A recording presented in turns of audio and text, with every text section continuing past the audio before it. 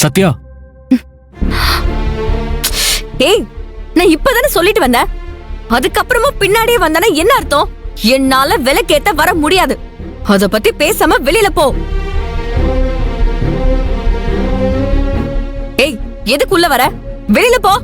இங்க பார், இப்ப நான் அதை பத்தி எல்லாம் ஒண்ணும் பேச வரல. நீ விளக்கேத்த வரலன்னு சொன்னதும் அண்ணி விளக்கேத்திட்டாங்க. எல்லாரும் சாமி கும்பிட்டாச்சு. ஓஹோ, உங்க அண்ணி விளக்கேத்தி இந்த வீடே ஜெகஜோதி அடிச்சுல. அப்புறம் என்ன? வெளியில போ. ஏய், சும்மா வெளியே போன்னு என்ன துரத்திக்கிட்டே இருக்காத. வேற என்ன சொல்ற? சத்யா, உன்னை நான் கையை எடுத்து கும்பிட்டு கேட்டுக்கிறேன். உன் வாழ்க்கையை எப்படி ஆக்குனது நான் தானே. உன் கோவத்தை புறாவும் என்கிட்ட காட்டு, நான் அதை தாங்கிக்கிறேன். ஆனா தயவு செஞ்சு என்னோட குடும்பத்தை விட்டுரு. அவங்கள உனக்கு பிடிக்கலனாலும் சும்மா ஒப்புக்கு நடி. அவங்க சொல்றது சும்மா பேருக்கு செய், அது போதும். எனக்கு நீ இந்த ஒரு உதவி மட்டும் செய்.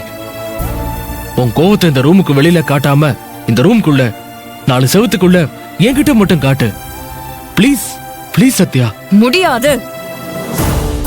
உன் குடும்பத்தை நான் ஓட ஓட விரட்டினா உனக்கு அது வலிக்குதுல, உள்ளுக்குள்ள துடிக்குதுல. இப்போ துடிக்கிறது வலிக்குதுல உனக்கு. இதுதான் எனக்கு வேணும். உன்னை நேரடியா அடிப்பேன், அது ஒரு ரூட். உன் குடும்பத்துல இருக்கிற எல்லாரையும் அடிச்சு துடிக்க வைப்பேன், அது இன்னொரு ரூட். நீ எந்த வழியிலையும் என்கிட்ட இருந்து தப்பிக்கவே முடியாது. வெளியில போறியா? இப்ப போறியா இல்லையா? இப்ப நீ போகல, உன்னை இப்பவே நசுக்கி வீசுற மாதிரி உன்னை இந்த ரூமை விட்டு தூக்கி வீசிடுவேன்.